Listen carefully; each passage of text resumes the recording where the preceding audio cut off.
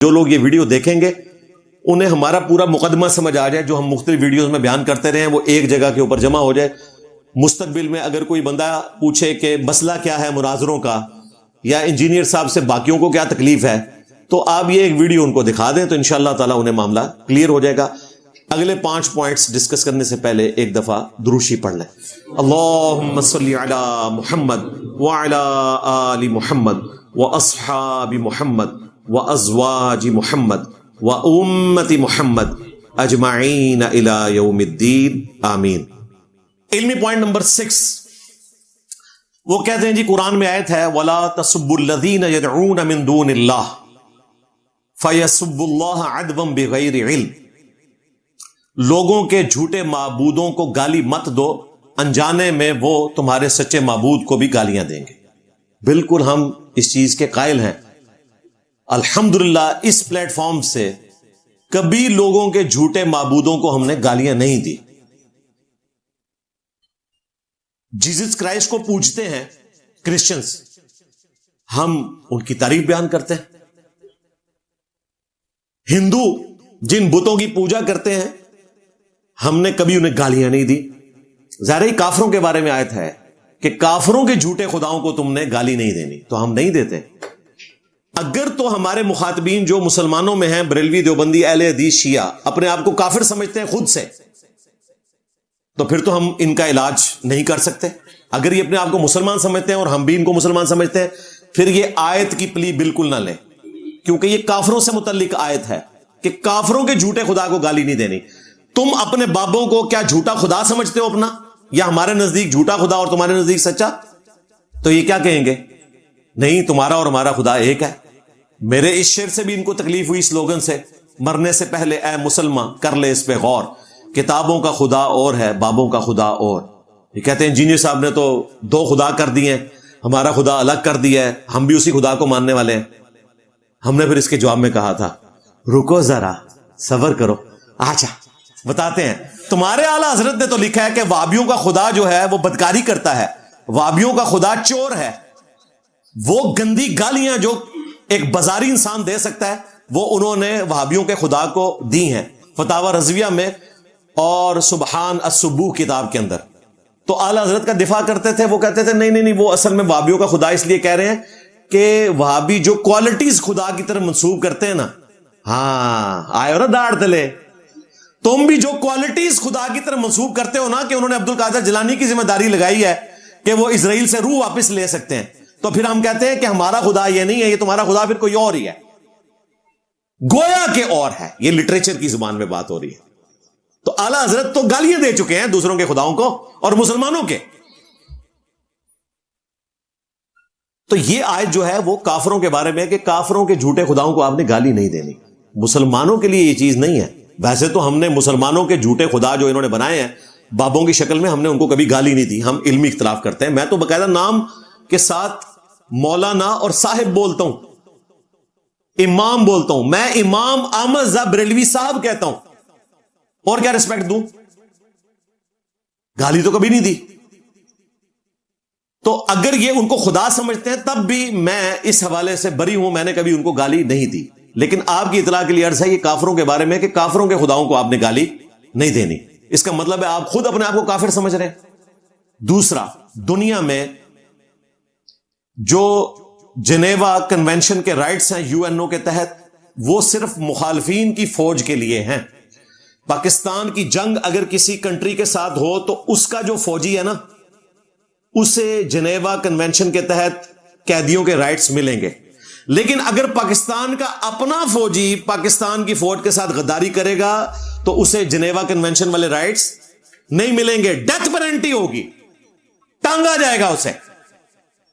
ہونا تو چاہیے آپ کے تحت کہ جی جنیوا کنونشن کے رائٹس اسے ملیں، تو پھر آپ کو بتایا جائے گا کہ وہ ہے مخالفین کے بارے میں، اپنوں کے بارے میں نہیں ہے. لہذا جو کافر ہیں ان کو تو رائٹس ملیں گے کہ آپ نے ان کے جھوٹے خداؤں کو گالی نہیں دینی. لیکن جب اپنے غدار ہوں تو ان سے یہ رائٹس اٹھ گئے. لیکن ہم پھر بھی گالی نہیں دیتے ان کو. ہم تو صرف ایک سلوگن بلند کرتے ہیں، میرے نبی سا ہے ہی کوئی نہیں، تیرے بابے تھے شاہی کوئی نہیں. ہمیں گالی دینے کی ضرورت ہی نہیں ہے. ہمارا ایک رجز ان کے لیے کافی ہے. تو اس چیز کو بالکل اپنے دماغ میں بٹھا لیں کہ یہ چیزوں کو مس کوٹ کرتے ہیں. دوسری طرف ان لوگوں کا اپنے ان بابوں اور بزرگوں کے بارے میں یہ دعویٰ تھا کہ یہ دنیا کا نظام چلاتے ہیں، اس لیے ہم انہیں رسپیکٹ دیتے ہیں کہ یہ ہے تو اللہ کے بندے ہیں لیکن دنیا کا نظام اللہ نے ان کے حوالے کیا ہوا ہے. اور پھر اس پہ ترا یہ کہ خادم رضوی صاحب سے ایک بلنڈر ہو گیا. انہوں نے اپنی ویڈیو میں کہا کہ امام مالک فرماتے ہیں کہ امت مر جائے اگر رسول اللہ کی گستاخیاں ہو رہی ہیں اور امت جو ہے وہ گستاخوں کو روکنے کے لیے کچھ نہیں کر رہی. وہ پنجابی میں ان کا کلپ ہے، کافی وائرل ہوا تھا. امام مالک فرماندے نے امت مر جائے، نبی دیاں گستاخیاں ہو رہی ہیں اور امت کچھ نہیں کر رہی. امام مالک فرماندے سن پھر امت زندہ کیوں ہے؟ پھر مر جائے ساری، پھر مر جائے ساری. پوری عالم اسلام اس وقت یا تو مر جائے، یا تو مر جائے سارا عالم اسلام، یا پھر حضور کی عزت پر پہرا دے. بس دو باتوں میں سے ایک بات ہے. بس یا سارا اکٹھا ہو کے مر جائے تو یا پھر فرانس کو جواب دے. تو میں کہا جی بابا جی رک جاؤ. ہاں آجا بابا جی، بابا جی ہاں ہمارا جواب بھی سنو. سب سے پہلے تمہارے غوث کتب ابدال مر جائیں کہ جنہوں نے اپنے نبی کے ساتھ کلمہ پڑھا اور وفاداری نہیں کی، وہ اپنے مریدوں کو جلا کے راکھ کرتے رہے، یوٹیوب سے ایک ویڈیو نہیں ڈیلیٹ کروا سکے گستاخانہ. لو سامو امت مر جائے، تیرے بابے نہ مر جان بابیا. انہوں نے گالاں کٹ پہلے، جن کی ڈیوٹی تھی. امت تو پہلے ہی مظلوم ہے، یہ ساری طاقتیں ان کے پاس تھی نا. اچھا اب جب یہ بات کرتے ہیں تو ان کو تو ہاتھ پاؤں پڑ جاتے ہیں. جب ہم انہیں کہتے ہیں کہ جی آپ کہتے ہیں سمندر فلاں بابے نے روکا ہوا ہے اور ساری چرچ وہاں بکتی ہے. راوی کے پل کے اوپر جو بابا 1965 میں ڈائیو لگا کے بم پکڑتا تھا، 2009 میں بم ٹھوک کے چلے گئے، پکڑ نہیں سکا، 55 لوگ شہید ہو گئے. ان باتوں کے جواب میں نا اب اپنے بابوں سے ہی منکر ہو گئے ہیں. کہتے ہیں جی پریس کلب کے باہر تحفظ اولیاء کے لیے احتجاج ہوگا. اولیاء کے تحفظ کے لیے، یعنی پہلے کہتے تھے ولی ہمیں بچاتے ہیں، اب انہوں نے ولیوں کے درباروں کو بچانا ہے. بالکل کام الٹ ہو چکا ہے. سائنس نے سارے دی مٹی پلیت کرتی جائے. تو پھر الزامی یہ جواب دیتے ہیں. وہ کہتے ہیں جی تمہارے خدا نے کون سی کرین گرنے سے روک لی تھی؟ کعبے میں کرین گری، اتنے لوگ شہید ہو گئے. ہم کہتے ہیں بالکل اچھی بات کی، خدا ہمارا ہے اور بابے تمہارے ہیں. یہی تو ہم کہہ رہے ہیں پہلے، مرنے سے پہلے اے مسلمان کر لے اس پہ غور، کتابوں کا خدا اور ہے، بابوں کا خدا اور. تو ہم اس کا جواب تمہیں دیں گے. ہمارے رب نے کہیں یہ دعویٰ نہیں کیا کہ ہم دنیا کے معاملات میں اس حوالے سے انٹروین کریں گے. آخرت میں پکڑے جاؤ گے. دنیا میں ابراہ کا لشکر ایک ہی دفعہ تباہ ہوا، اس سال کو نبی الاسلام کے پیدائش کے سال کی وجہ سے اللہ نے یادگار بنانا تھا، عام الفیل. اس کے بعد یزید پلید کے دور کے اندر کعبہ شریف کی توہین ہوئی، غلاف کعبہ جل گیا، صحیح مسلم میں آتا ہے. پھر عبد الملک بن مروان کے دور میں ہزاروں صحابہ زندہ تھے. حجاج ابن یوسف نے چڑھائی کی عبداللہ ابن زبیر کو شہید کرنے کے لیے.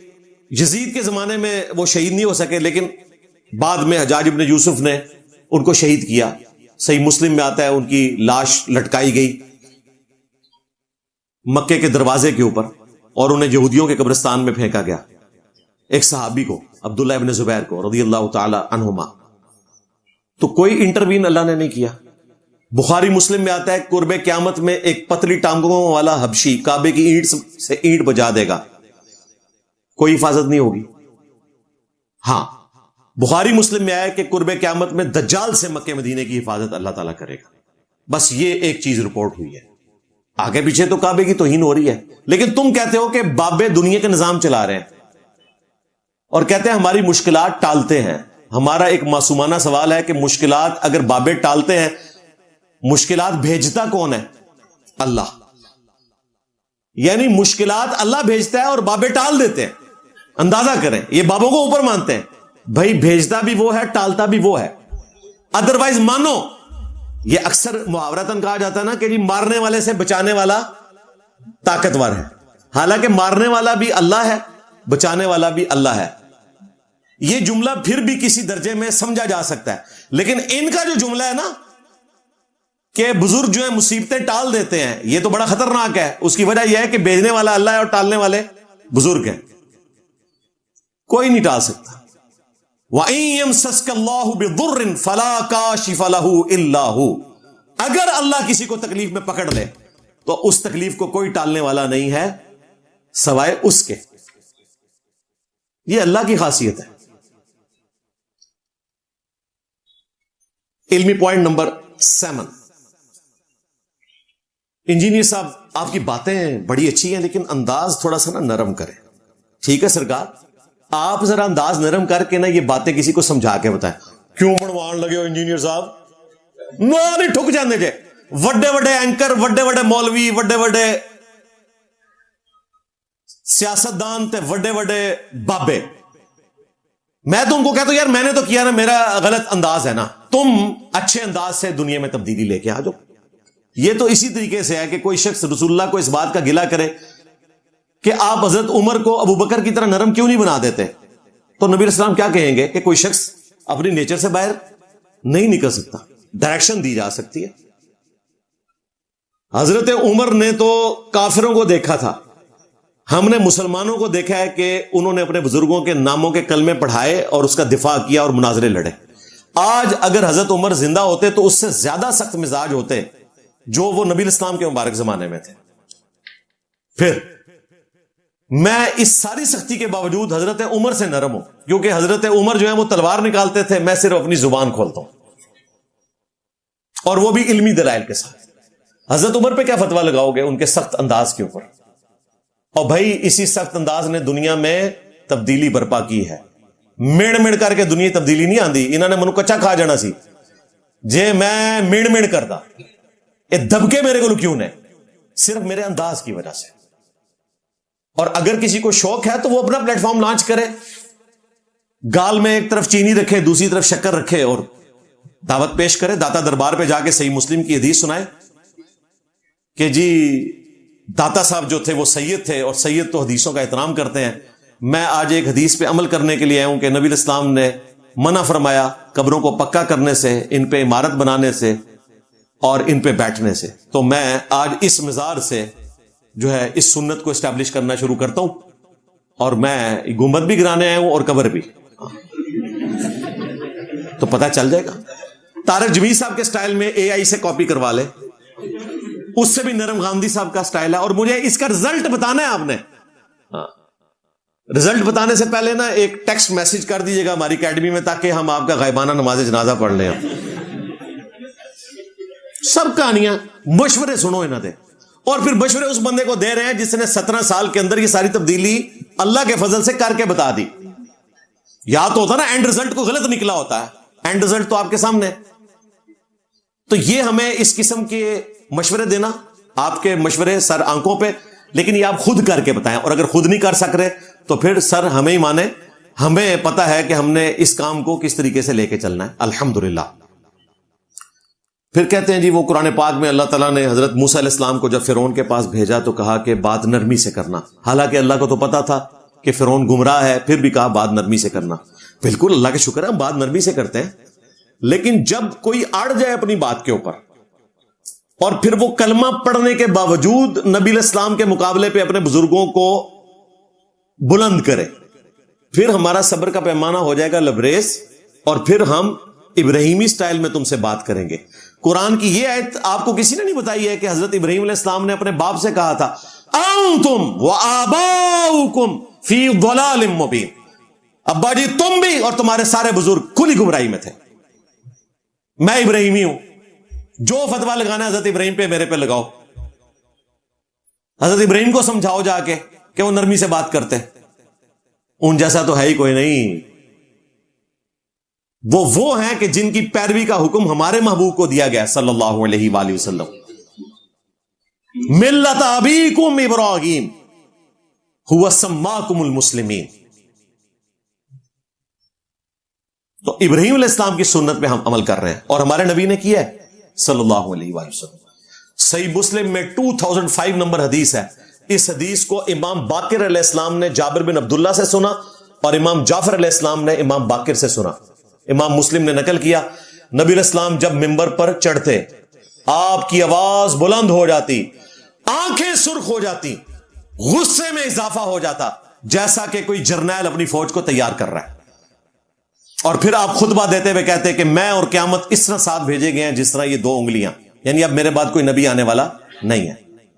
پھر آپ کہتے اما بعد فإن خیر الحدیث کتاب اللہ وخیر الہدی ہدی محمد صلی اللہ علیہ وآلہ وسلم وشر الامور محدثاتها وکل محدثۃ بدعہ وکل بدعۃ ضلالہ وکل ضلالۃ فی النار۔ یہ صحیح مسلم میں بھی حدیث ہے، سنن نسائی کے اندر بھی موجود ہے۔ تو نبی علیہ السلام کی آنکھیں سرخ کیوں ہوتی تھی؟ غصے میں اضافہ کیوں ہو جاتا تھا؟ آواز کیوں بلند ہو جاتی تھی؟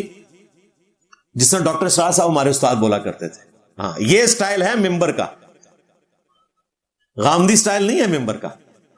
اسی دیکھیں غامدی صاحب کی اتنی تعریفیں کرتے ہیں کیونکہ غامدی صاحب کی وجہ سے ان کو فرق کو نہیں پڑا۔ غامدی صاحب کو سننے والے تو پڑھے لکھے لوگ ہیں یا ہمارے اسٹوڈنٹس ہیں، باقی تو ان کو وضع قطع میں مسلمان ماننے کے لیے بھی تیار نہیں ہے، لیکن میرے مقابلے پہ ان کی تعریف اس لیے کرتے ہیں کہ ان کی وجہ سے ان کی منجی نہیں ٹھوکی، میں انہوں نے منجی ٹھوک دیتی ہے۔ غامدی صاحب پھر بھی بہتر ہیں، متانت سے بات کرتے ہیں، ہاں بریلوی دوستوں، دیوبندی دوستوں، شیعہ دوستوں، وہ گلے پھاڑنے والا ہے، شیعہ دوستوں، اور انجینئر جو ہے وہ گمراہ۔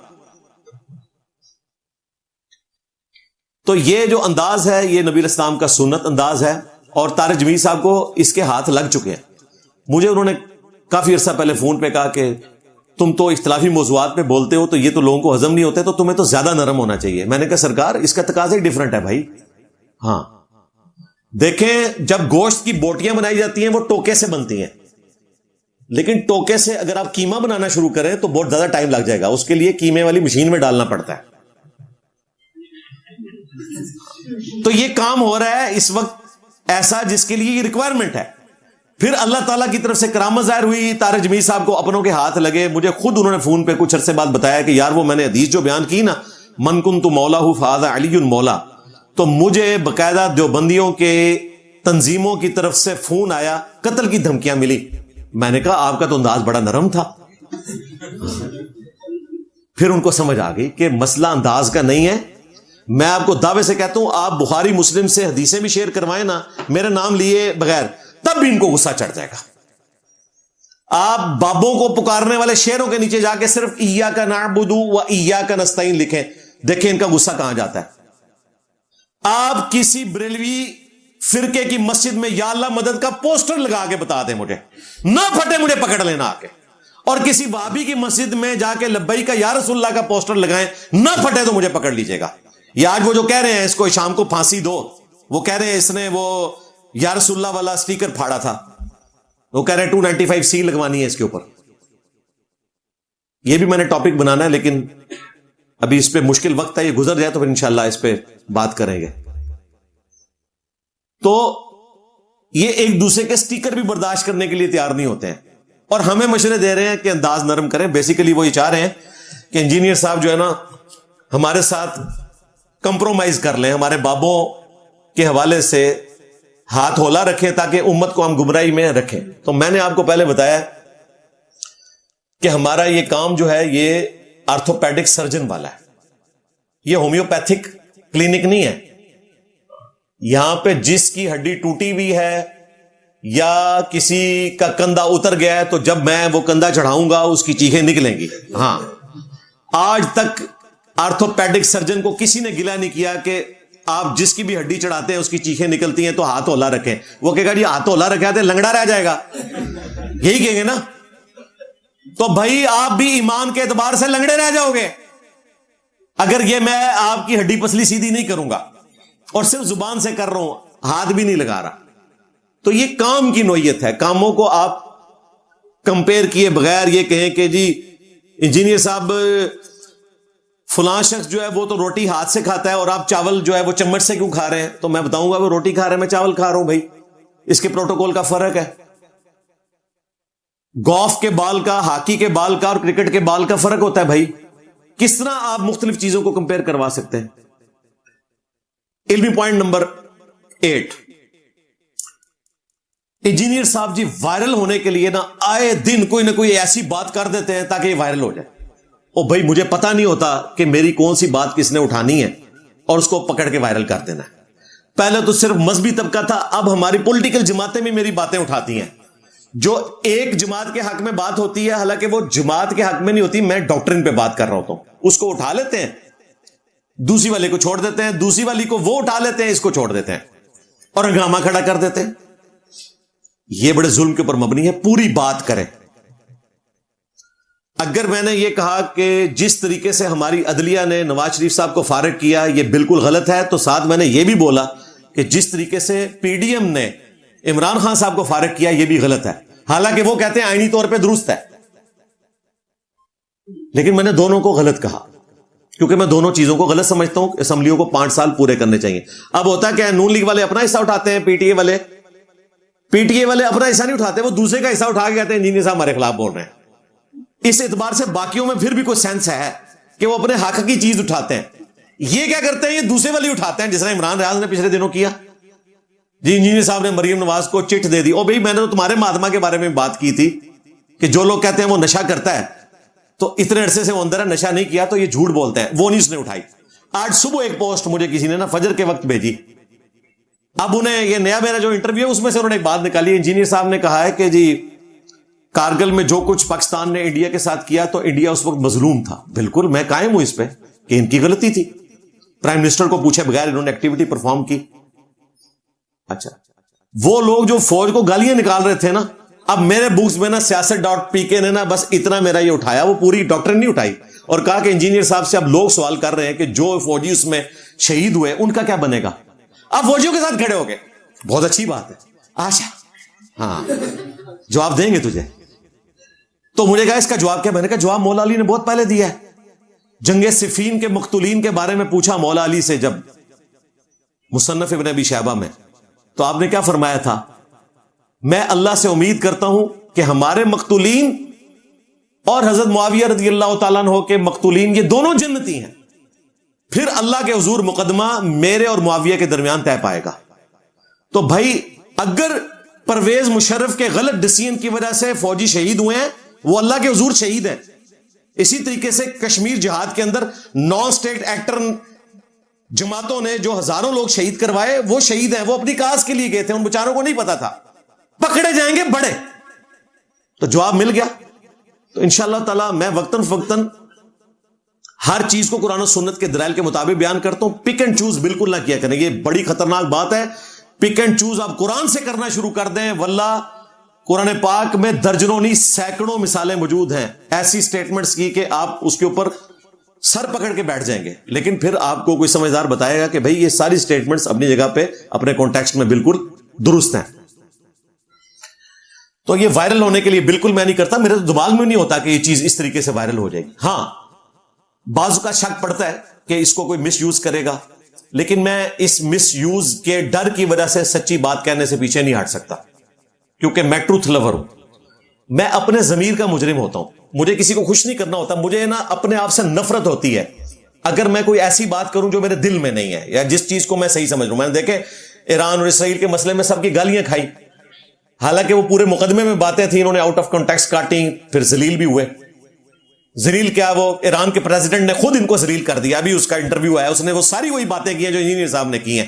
اب اس ایران کے پریزیڈنٹ کو بھی کہو کہ یہ ادھر ہزارہ کا ایجنٹ ہے, وہ پاگل لوگ ہیں, نہ ان کا کوئی دین کا ویژن ہے, نہ ان کا کوئی آخرت کا ویژن ہے, نہ ان کا کوئی دنیا کا ویژن ہے.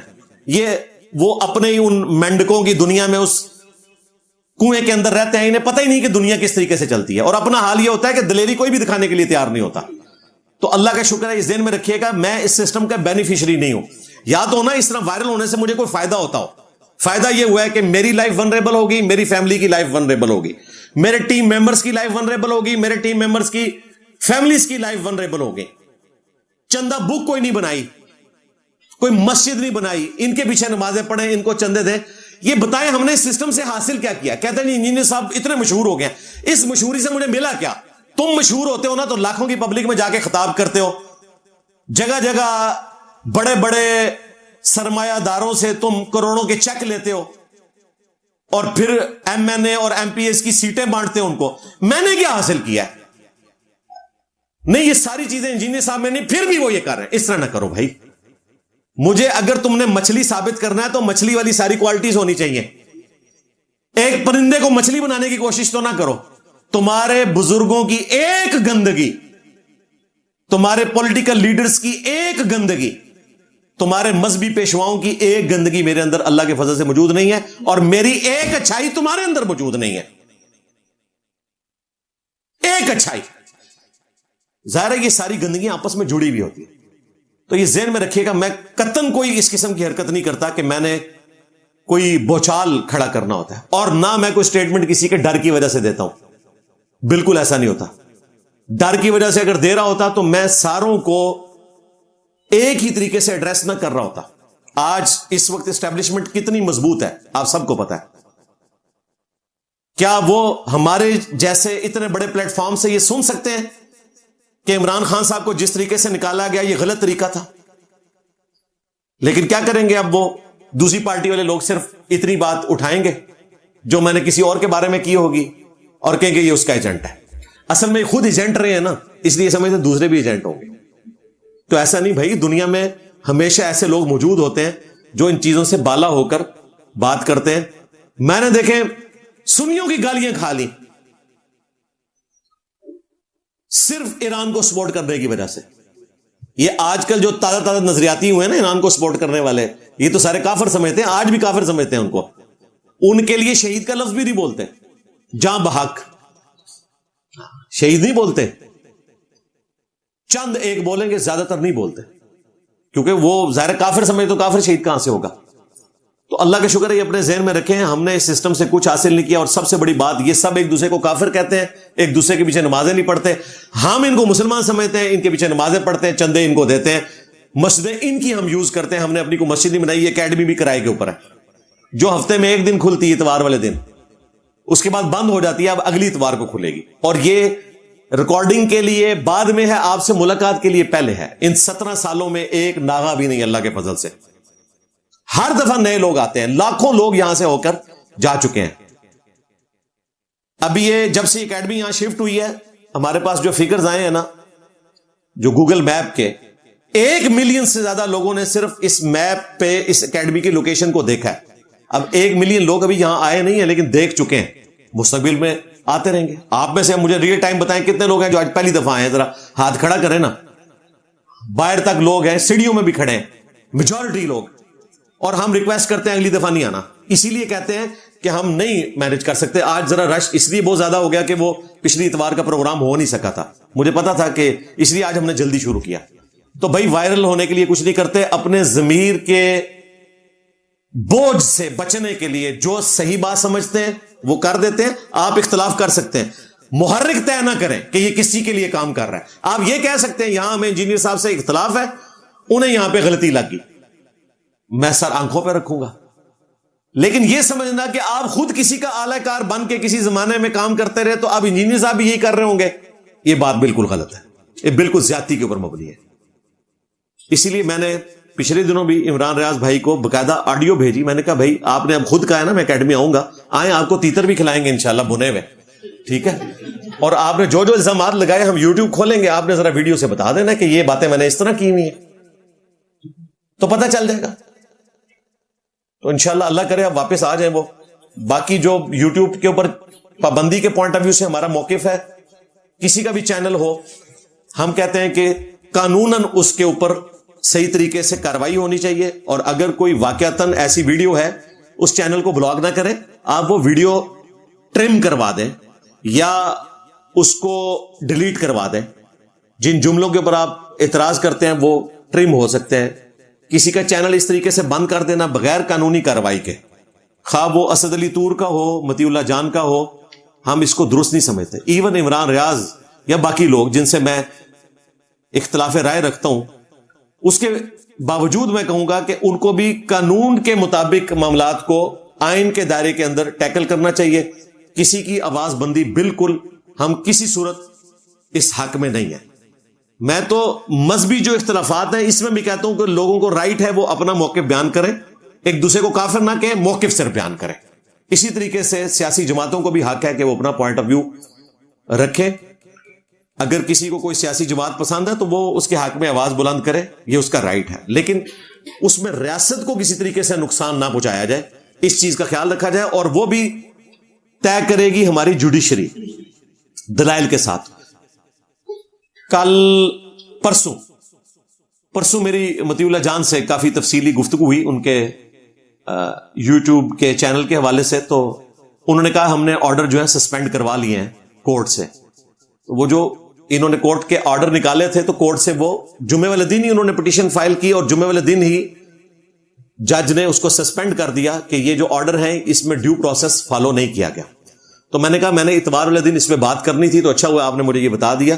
ہم تو اس حق میں ہیں کہ ہر شخص کا رائٹ ہے وہ اپنا موقف بیان کرے، لیکن جہاں پہ کوئی قانون ٹوٹتا ہے وہاں پر قانونی طریقے سے اس معاملے کو لے کے چلنے کی ضرورت ہے۔ علمی پوائنٹ نمبر 9،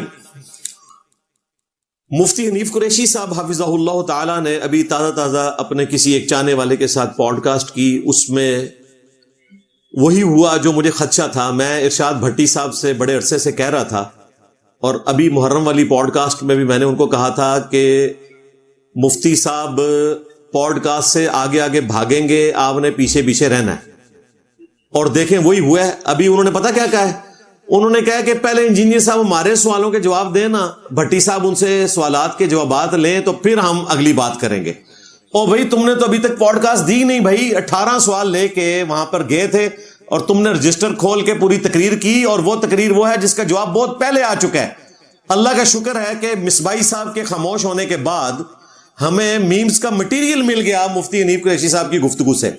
وہ دیسی فنکار ٹی وی، لو سامبو اور اولڈز آر نتھنگ، یہ 3 جو میمز کے چینلز ہیں، ان کے اوپر مفتی حنیف قریشی صاحب کی اس پوڈ کاسٹ کی ایک ایک بات کا جواب ہماری ویڈیوز کی شکل میں آلریڈی اپلوڈ ہو چکا ہے۔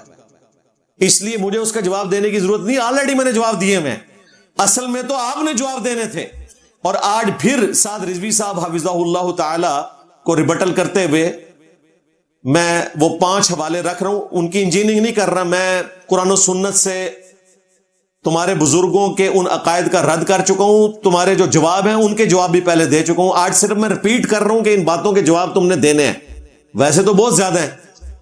اعلیٰ حضرت کے 12 عقیدے، وہ میری ویڈیو ریکارڈ ہے، فی الوقت میں 5 ریفرنسز پنجتن پاک کی نسبت سے دے رہا ہوں۔ یہ صرف ریفرنس ہے، میں ان کی ڈیٹیلز نہیں بیان کروں گا، صرف حوالے دکھا دوں گا، پرانی ویڈیوز میں نے ڈسکس کیا ہے۔ ریفرنس نمبر 1، چشتی رسول اللہ اور اس کے ساتھ جڑا ہوا تھانوی رسول اللہ، کیونکہ تھانوی رسول اللہ اب تمہارے کھاتے میں ہے، تم اس کے اوپر خاموش ہو گئے ہو۔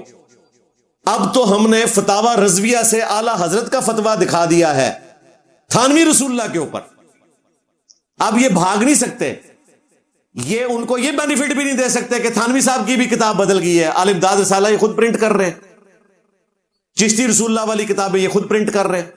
تو چشتی رسول اللہ اور تھانوی رسول اللہ، ان دونوں کو کمبائنڈ کریں، اس کا جواب دینا ہے قرآن و سنت کی روشنی میں، شرعی حکم بیان کرنا ہے۔ اس کے حق میں جو مناظرے لڑتے رہے، ان کا شرعی حکم، ان کے نکاح کا شرعی حکم، ان کے ایمان کا شرعی حکم، ان کی چاچیوں کا شرعی حکم، ہاں یہ سارا بیان کرنا ہے۔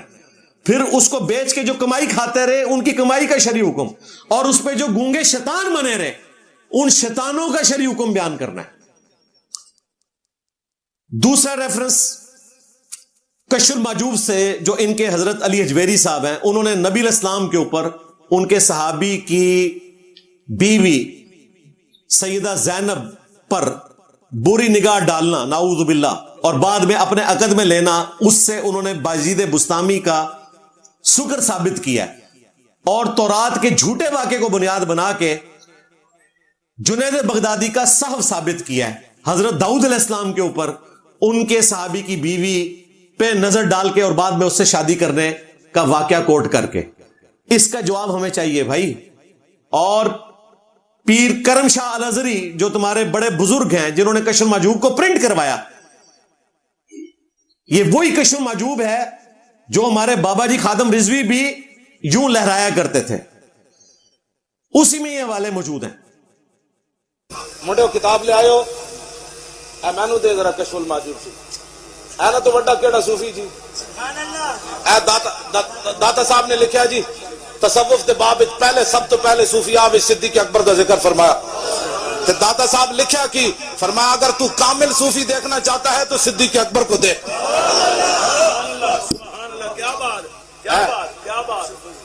ہاں جی. اس کے مقدمے میں لکھا پیر کرم شاہ صاحب نے کہ بڑی اچھی کتاب ہے. اور ضیاء القرآن جب انہوں نے تفسیر پرنٹ کی اس میں انہوں نے کہا کہ یہ جو سیدہ زینب سے متعلق واقعہ ہے یہ کافروں نے سازش کر کے ڈال دیا ہے، اور وہ بھول گئے کہ وہ کافر خود ان کے اپنے بزرگ تھے، بقول ان کے ایک ٹکٹ میں دو مزے لیتے ہیں. تیسرا ریفرنس ان کے حضرت فرید الدین عطار نے تذکرۃ الاولیاء میں بازید بستامی کے حوالے سے نقل کیا کہ وہ کہتے تھے میں ہی عرش ہوں، میں ہی کرسی ہوں، میں ہی موسیٰ ہوں، میں ہی عیسیٰ ہوں، میں ہی ابراہیم ہوں، میں ہی محمد ہوں. نعوذ باللہ. غلام احمد قادیانی دجال نے اپنے آپ کو ذلی نبی کہا تھا، امتی نبی کہا تھا، انہوں نے ڈائریکٹ کہا کہ میں محمد ہوں. اس نے تو باطل تعویلات کی کہ کنتم خیر امت اخرجت للناس، اس کے تحت اس نے جھوٹا دعوی نبوت کیا، لیکن انہوں نے تو ڈائریکٹ کہا کہ میں محمد ہوں، اور پھر کہا میں ہی حق ہوں، انا الحق، یعنی کہ اپنے آپ کو خدا بھی کلیم کر دیا. یہ تیسرا حوالہ. چوتھا تذکرۃ الاولیاء ہی سے شیخ فرید الدین عطار بازید کے حوالے سے انہوں نے لکھا، وہ کہا کرتے تھے لوائی اعظم من لوائی محمد، قیامت کے دن میرا جھنڈا محمد کے جھنڈے سے بڑا ہوگا. نعوذ باللہ. اور محمد اور تمام نبی میرے جھنڈے کے نیچے ہوں گے. نعوذ باللہ. اور اس کی نیو قریشی نے تعویل کیا، اس نے کہا ان کے منہ سے اللہ بول رہا تھا تو اللہ کا جھنڈا محمد کے جھنڈے سے بڑا ہوگا. اس کے علاوہ اور بہت ساری جو ہے نا وہ تعویلات ہیں. مثلا یہ جو مرزا صاحب جو ہے نا اپنی انہوں نے بنائے ہوئے لوگوں کو کہتے ہیں کہ میرا جھنڈا لوائی اعظم من لوائی محمد، میرا جھنڈا محمد صلی اللہ علیہ وسلم کے جھنڈے سے بڑا ہے. ٹھیک ہے. اب اصل میں یہاں یہ بیٹ پہ نہیں جا رہے کہ یہ صوفیاء ایک ٹرم کے تحت یہ لفظ بول رہے ہیں. ٹرم کیا ہے؟ وحدت الوجود. یہ خاص کیفیت ہے، جذب کی خاص کیفیت ہے، یہ کوئی عام بات نہیں ہے. اب میں اس کی تعویل کر رہا ہوں جو ہے نا لوائی اعظم من لوائی، میرا جھنڈا محمد کے جھنڈے سے بڑا ہے. صوفیاء یہ کہتے ہیں کہ یہ جس طرح حضرت موسیٰ علیہ السلام طور پہ گئے تو وہاں درخت میں سے آواز آئی انی انا اللہ رب العالمین، تو اللہ تعالیٰ بوٹے سے بول سکتا ہے، زبان ولی سے نہیں بول سکتا. تو اب یہ زبان بایزید کی نہیں تھی، زبان ان کی ایک نام رائی ہو رہا ہے، اور وہ کہہ رہے ہیں میرا جھنڈا محمد کے جھنڈے سے بڑا. اور بھائی اللہ کا جھنڈا تو ہے ہی محمد صلی اللہ علیہ وآلہ وسلم کے ہاتھوں میں، یا وہ مولا علی کے ہاتھوں میں پکڑا دے. تو بابے کتوں آ گئے؟ تو بابے نے کھنگڑ نہیں دینا. تمہارا بابا یہ کہہ رہا ہے کہ میرا جھنڈا محمد کے جھنڈے سے بڑا ہے، یعنی وہ دو جھنڈے مان رہا ہے، ایک اللہ کا جھنڈا اور ایک محمد کا جھنڈا، یعنی مقابلے پہ لے آیا. پھر میں نے بتایا تھا تمہارے بابے کا جھنڈا ہم نے دریافت کر لیا ہے، بخاری مسلم میں حدیث ہے، قیامت والے دن ہر خائن اور غدار کے لیے جھنڈا بلند ہوگا اور کہا جائے گا اس نے دنیا میں خیانت کی تھی. تمہارے بابوں کے جھنڈے ہونے نہیں ہیں، جھنڈے چڑھنے نے تمہارے بابیاں دے انشاءاللہ. پانچواں ریفرنس کشف المحجوب سے حضرت علی اجمیری اور تذکرۃ اولیاء سے حضرت فرید الدین عطار. احترام سے نام لے رہا ہوں، یہ کہتے ہیں کہ نام احترام سے نہیں لیتا، میں تو احترام سے نام لیتا ہوں. دونوں نے رسول اللہ کے اوپر جھوٹ باندھا، امام حنیفہ کی شان کو بلند کرنے کے لیے امام حنیفہ کے اوپر جھوٹ باندھا کہ انہوں نے خواب میں دیکھا کہ رسول اللہ کی قبر مبارک سے وہ ہڈیاں سمیٹ رہے ہیں اور بعض کو بعض سے الگ کر رہے ہیں، اور تعبیر یہ بیان کی کہ نبی الاسلام کی سنتیں جمع کریں گے. سنتیں تو کوئی نہیں جمع کی، سنتیں تو پھر بھی جمع نہیں ہوئی ہیں، کوئی حدیث کی کتاب ان کی دنیا میں موجود نہیں ہے ہی جھوٹ، فراڈ. نبی الاسلام کی قبر مبارک میں ہڈیاں دکھانا یہ شیطانی خواب ہو سکتا ہے، رحمانی خواب نہیں ہو سکتا. ویسے تو یہ ہے ہی جھوٹ. اس گستاخی کا بھی ہمیں جواب چاہیے. کہتے ہیں جی خواب کے اوپر کنٹرول نہیں ہوتا، تو شیطانی خواب کون؟ اسے رحمانی خواب کہہ رہے ہو؟ اللہ کی طرف سے بشارت. اللہ یہ دکھائے گا کہ میرے نبی کی ہڈیاں ہیں قبر میں. اللہ نے دکھانا ہوتا تو ہم سے سیکھ لو، ہم بھی بریلوی رہے ہیں. ہاں وہ بھی کیا دن تھے، ہم بھی ایک جن تھے، آج ہم دیو ہیں، ان جنوں کے بھی پیو ہیں. تمہارا کام تھا، تم کہتے ہیں کہ انہوں نے خواب میں دیکھا نبی اسلام کے برتن سمیٹ رہے ہیں، آپ کا آسا مبارک، آپ کا کرتا مبارک، تم نے پکڑ کے نبی اسلام کی ہڈیاں بتائی. تو یہ 5 حوالے قرآن و سنت سے میں نے ان چیزوں کا رد کیا. ایک ایک چیز کی انجینئرنگ کی، وہ 1 گھنٹہ اور لگ جائے گا، میری کافی ساری ویڈیوز ریکارڈ ہیں. آج صرف میں 5 حوالے بتا رہا ہوں، یہ تو میں نے ان کے بچے کو پڑھا دیے ہیں، اور آج تک آ کے کسی نے ویڈیو میں علمی جواب نہیں دیا، ہمیشہ گالیاں نکالی ہیں. علمی پوائنٹ نمبر 10 آخری، وہ چونکہ پیپر میں نے آؤٹ کیا ہے تو انہوں نے جو جواب دینا ہے وہ بھی میں پہلے ہی آؤٹ کر دوں. 5 جھوٹے دفاع ہیں جو ان بابوں کے یہ کرتے ہیں، ان ساری عبارتوں کے، ان سارے عقیدوں کے. پہلا جھوٹا دفاع، وہ کہتے ہیں جی کتابیں بدل گئی ہیں. کب پتہ چلا؟ انجینئر صاحب کے آنے کے بعد. پہلے تو تم نے مناظرے لڑے ہوئے، مفتی انیف قریشی صاحب نے بھی مناظرہ لڑا ہوا ہے. شبلی بولے اس طرح پڑھ، لا الہ الا اللہ شبلی رسول اللہ. اور ختم نبوت کے ڈاکوؤں، شبلی کو رسول بنانے والوں، لا الہ الا اللہ چشتی رسول اللہ، لا الہ الا اللہ شبلی رسول اللہ. انہوں نے پھر پڑھا لا الہ الا اللہ شبلی رسول اللہ. اب بات یہ ہے انہوں نے شبلی کو کیا کہا؟ کون ہے؟ کافر ہے. ان کے علماء نے لکھا شبلی نے جتنی باتیں کی حالت سکر اور مستی میں کی، خبردار زینہار ہرگز ایسے صوفیاء کے بارے میں زبان نہ کھولنا. تم بکی جا رہے ہو، تمہارے کافر کہہ رہے ہیں نہ کھولنا، تم بکی جا رہے ہو. خبردار زینہار ہرگز ایسے صوفیاء کے بارے میں زبان نہ کھولنا. تم بکی جا رہے ہو، تمہارے کافر کہہ رہے ہیں نہ کھولنا، تم بکی جا رہے ہو. اور ان کے جو بڑے ہیں احمد بریلوی المتوفا 1921، انہوں نے فتاوی رضویہ میں اس کتاب کی تعریف کی جس میں چشتی رسول اللہ لکھا ہے، اور وہ ان کے پیر صاحب کی کتاب ہے. اس زمانے تک اس میں موجود تھا، فارسی کے نسخوں میں موجود ہے، اور پیر صاحب اس سے رزلٹ نکال رہے ہیں واقعے سے. یہ کہتے ہیں کتابیں بدل گئی ہیں، اور بھائی واقعہ لکھ کے انہوں نے رزلٹ نکالے ہوئے ہیں. 1937 میں پیر میر علی شاہ صاحب فوت ہوئے. انہوں نے تحقیق الحق فی کلمۃ الحق کے اندر چشتی رسول اللہ کا دفاع کیا معرفت کے نام کے اوپر. 1944 میں اشرف علی تھانوی صاحب فوت ہوئے. انہوں نے السنت الجلیہ فی الچشتیۃ العلیہ میں چشتی رسول اللہ کا دفاع کیا. ظاہر ہے انہوں نے بھی تو تھانوی رسول اللہ کام ڈالنا تھا نا، تو اپنا کام ڈالنے سے پہلے اپنے بابوں کے کام کی حفاظت کی جائے. میں نے سب کی انجینئرنگ کی ہوئی ہے، لہذا یہ بھاگ نہیں سکتے. یہ کہنا کہ کتابیں بدل گئی ہیں تو ہمیں شرعی حکم بتایا جائے کہ آج تک اتنے 100 سال سے جو کتابیں پرنٹ ہو رہی تھی، جو مناظرے لڑ رہے تھے، ان سب کا شرعی حکم کیا ہے، ان کی کمائیوں کا حکم کیا ہے، ان کی زنانیوں کا کیا حکم ہے، سوری ان کی چاچیوں کا، ان کے ایمان کا کیا حکم ہے، یہ ذرا واضح کیا جائے. دوسرا جھوٹا دفاع، وہ کہتے ہیں جی صحیح بخاری میں سیدنا علی کا قول لکھا ہوا ہے، جامع ترمذی میں پوری سند کے ساتھ ہے کہ 3 لوگوں سے اللہ نے قلم اٹھا لیا ہے: مجنون پاگل شخص، سویا ہوا شخص اور نابالغ. جب تک کہ پاگل شخص درست نہ ہو جائے، جب تک کہ وہ نابالغ بالغ نہ ہو جائے، اس وقت تک اس سے قلم اٹھا ہوا ہے، اور سوئے ہوئے شخص سے بھی جب تک کہ وہ بیدار نہ ہو جائے. تو ہمارے بزرگوں سے قلم اٹھا ہوا تھا، تو بھائی انہیں پاگل ڈکلیئر کرو. قلندر، مجذوب، کبھی کوئی نام رکھتے ہو، سیدھی طرح کو پاگل ہیں، ہم کہیں کہ شریعت کا قلم اٹھا ہوا ہے. پاگلوں کے پیچھے نہیں پھر چلنا. ہاں، جو خود پاگل ہیں، جنہیں یہ پتہ ہی نہیں ہے کہ انہوں نے کیا بات کرنی ہے، ان کے پیچھے آپ نے نہیں چلنا. کل تک یہ ہمیں بتایا کرتے تھے با خدا دیوانہ باش با محمد ہوشیار، دیوانگی صرف اللہ کے لیے چلے گی، محمد کے لیے دیوانگی کی تو ہم نہیں مانیں گے. یہ سارے بزرگوں نے نبی اسلام کی شان میں گستاخیاں کی ہوئی ہیں، اس کی تعویل بھی قبول نہیں ہوگی. اعلیٰ حضرت نے خود لکھا ہے اسام الارمین میں کہ گستاخی کی تعویل قبول نہیں کی جائے گی. تیسرا جھوٹا دفاع، وہ کہتے ہیں یہ بزرگوں کی شتی ہاتھ ہیں، ان کی بونگیاں ہیں، ان کو ہوش نہیں رہتی تھی.